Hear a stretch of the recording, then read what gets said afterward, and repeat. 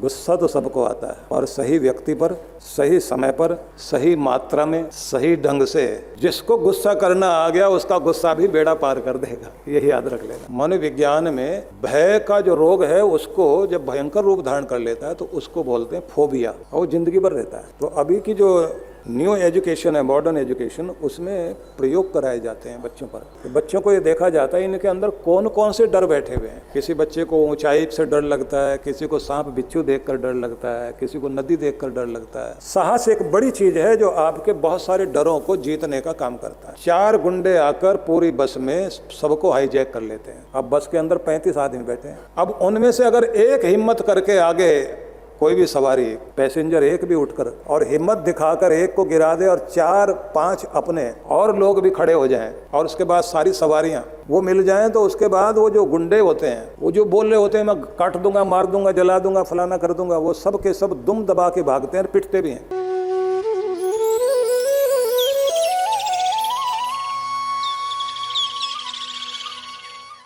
यहां भी नहीं रुका तो दांतों पर दांत पीसेगा।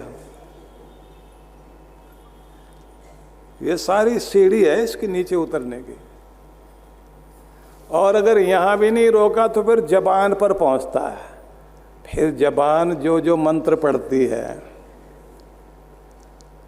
उस समय जो शब्द निकलते हैं और थोड़ा सा अंदर तक बात पहुंच गई तो फिर तो ऐसी ऐसी गालियां जो जिंदगी में कभी बोली नहीं थी, कहाँ कहाँ इकट्ठी रही होंगी, वो भी सब जो है, वो भी अपनी वाली लैंग्वेज में।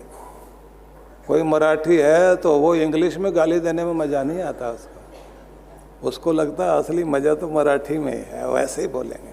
पंजाबी तो पंजाबी में बोलेगा, सिंधी है तो सिंधी में, उसमें बोलने में उसको बड़ा मज़ा आता है, स्वाभाविक लगता है ना। और अगर यहाँ भी नहीं रुका तो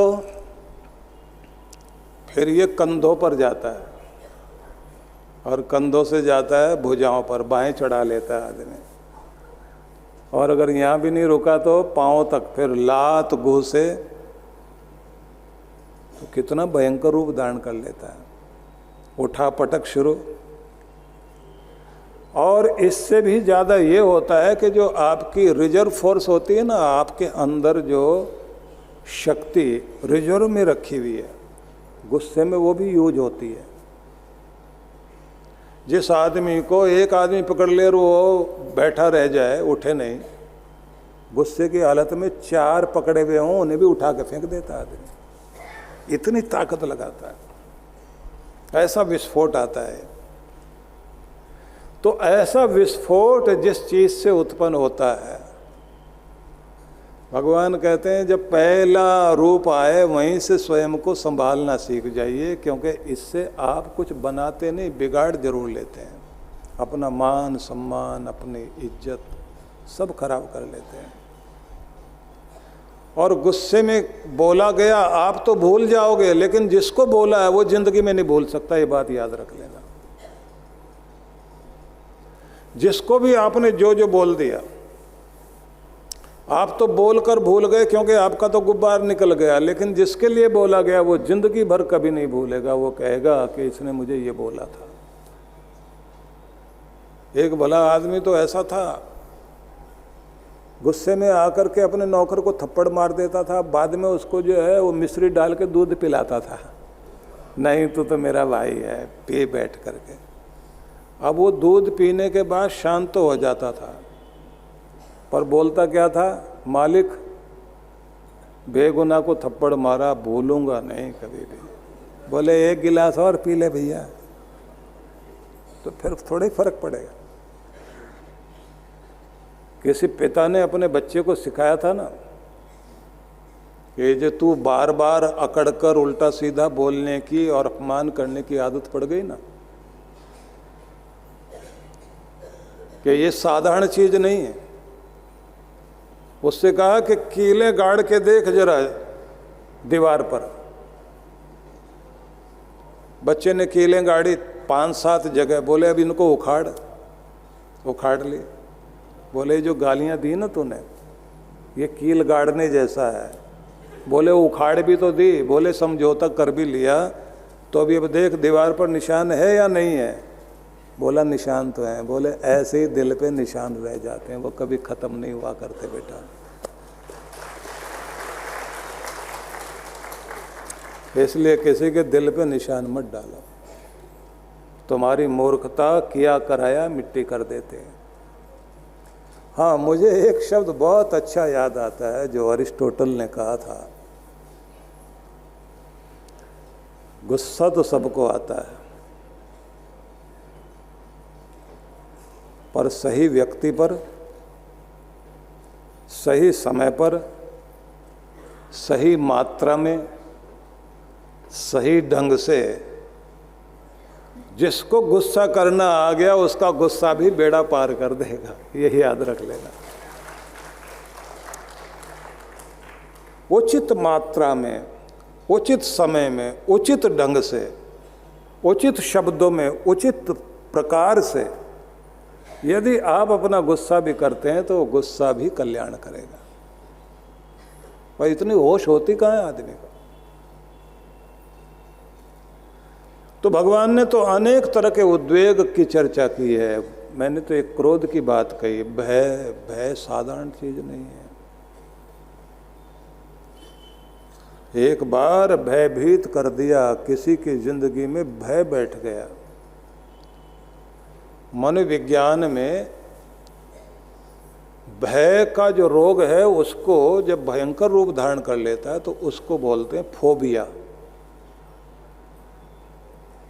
और वो जिंदगी भर रहता है। तो अभी की जो न्यू एजुकेशन है, मॉडर्न एजुकेशन, उसमें प्रयोग कराए जाते हैं बच्चों पर। तो बच्चों को ये देखा जाता है इनके अंदर कौन कौन से डर बैठे हुए हैं।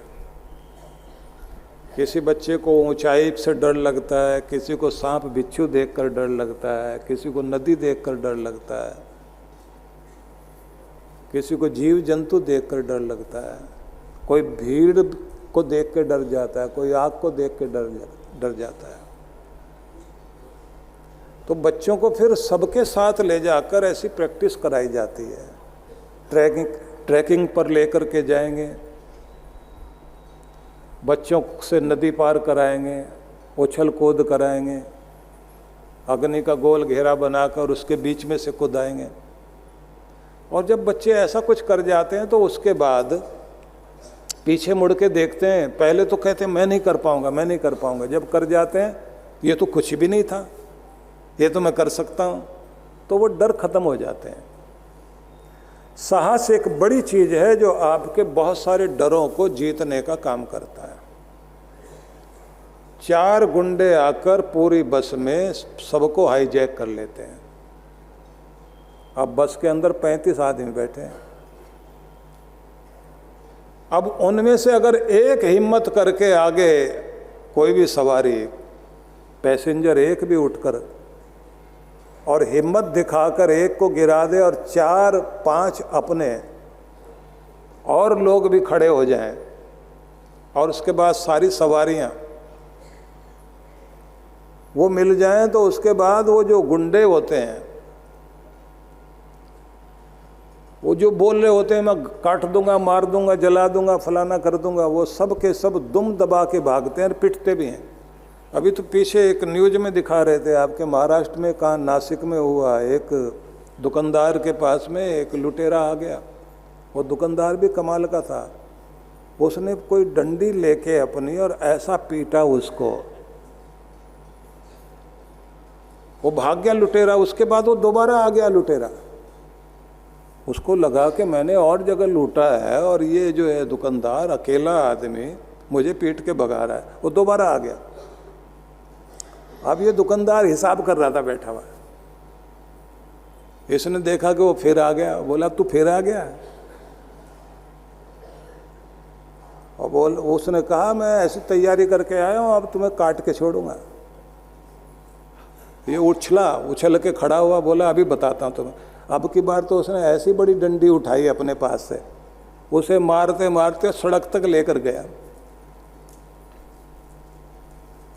वो न्यूज वाले ये बोल रहे थे कि लोगों के अंदर डर बहुत बैठा हुआ है, कोई भी आ जाए लूट के ले जाए, आपकी पूरी जिंदगी भर की मेहनत की कमाई छीन के ले जाते हैं, क्योंकि हमारे अंदर की बहादुरी खत्म हो गई, सामना नहीं कर पाते।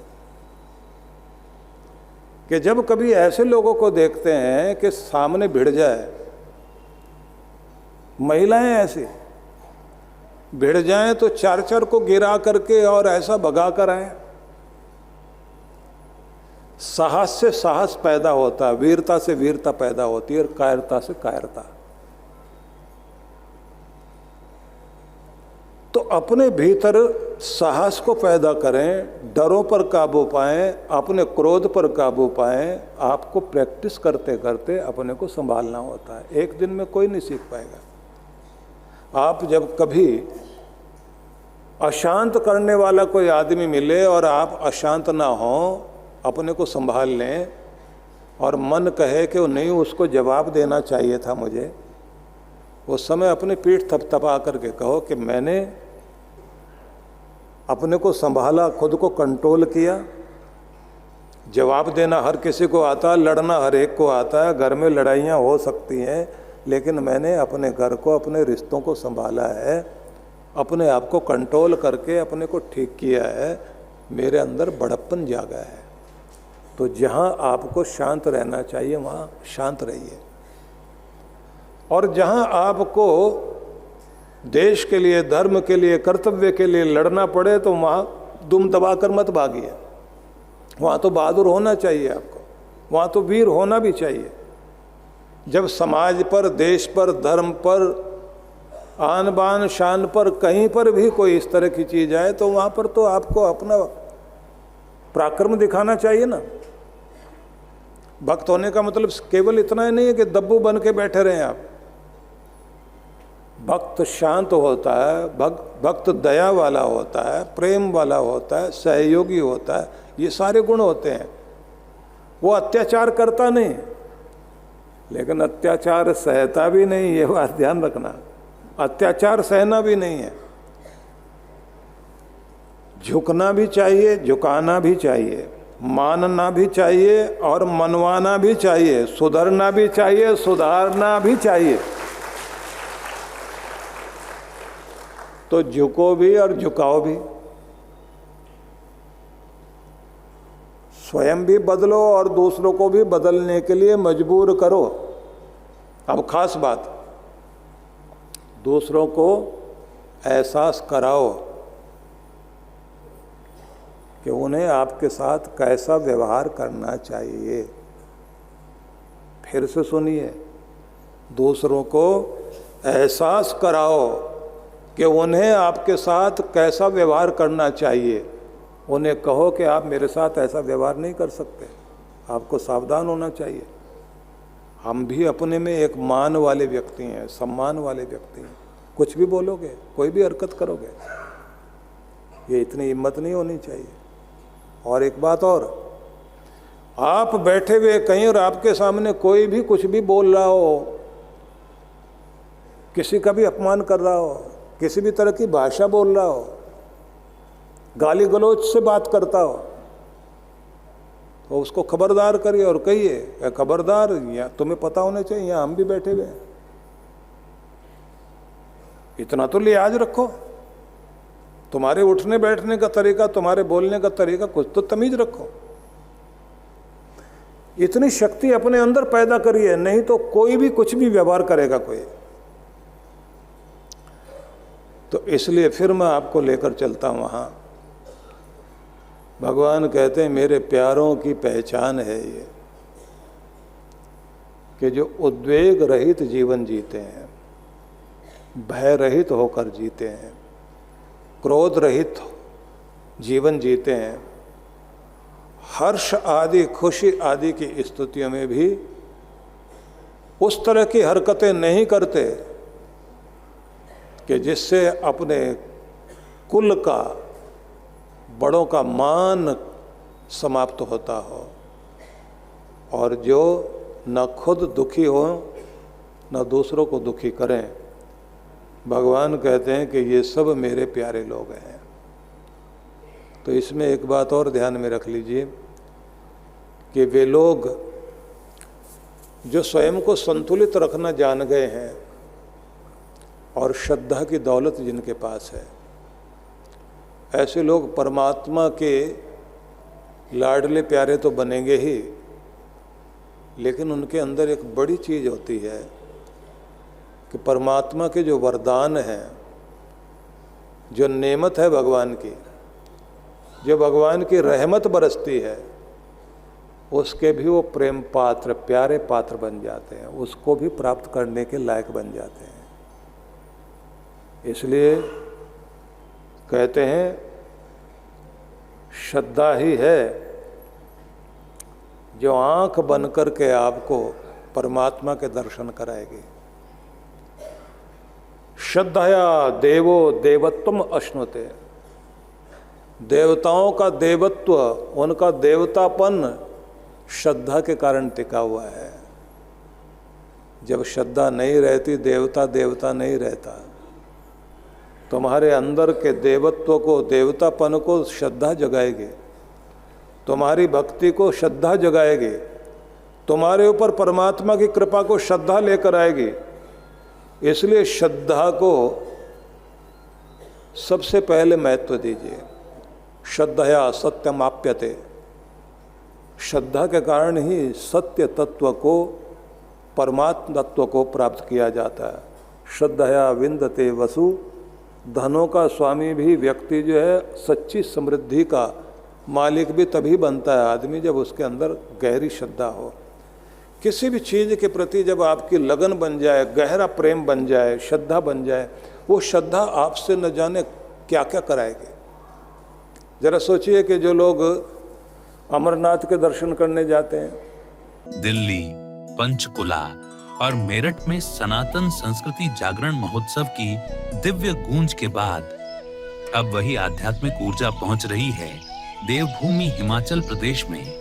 जल्द ही हिमाचल की पवित्र वादियों में गूंजेगा भक्ति, ज्ञान और सनातन संस्कृति का संदेश। 10 गुरुकुल एवं 108 बाल संस्कार केंद्रों की स्थापना के पावन उद्देश्य से हम जन जन तक यह संदेश पहुंचाना चाहते हैं कि हमारी संस्कृति ही हमारी पहचान है। इसके बिना हमारा अस्तित्व अधूरा है। इन्हीं महान संस्कारों और सनातन परंपराओं को राष्ट्रव्यापी बनाने के संकल्प के साथ सनातन संस्कृति अभियान चलाया जा रहा है, ताकि आने वाली पीढ़ियां भी अपने मूल्यों, संस्कारों और संस्कृति से जुड़ी रहें। इसी क्रम में पूज्य सुधांशु जी महाराज एवं डॉक्टर अर्चिका दीदी के पावन सान्निध्य में हिमाचल की वादियों में आयोजित होने जा रहा है भव्य सत्संग और आध्यात्मिक जागरण। सुंदरनगर 11 से 14 जून 2026। शुभारंभ 11 जून सायं 5 बजे, 12 से 14 जून प्रातः 10 बजे, सायं 5 बजे। 14 जून मंत्र दीक्षा प्रातः 11:30। स्थान जवाहर पार्क, सुंदरनगर, मंडी, हिमाचल प्रदेश। तो आइए आप भी इस भक्ति और ज्ञान की दिव्य गंगा का हिस्सा बने।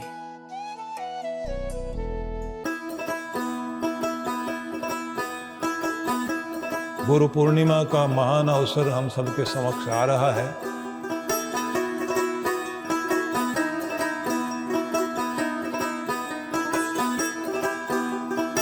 यही वह समय होता है कि जब पूरे ब्रह्मांड से आती हुई पवित्र ऊर्जाएं गुरु के माध्यम से शिष्य को प्राप्त होती हैं।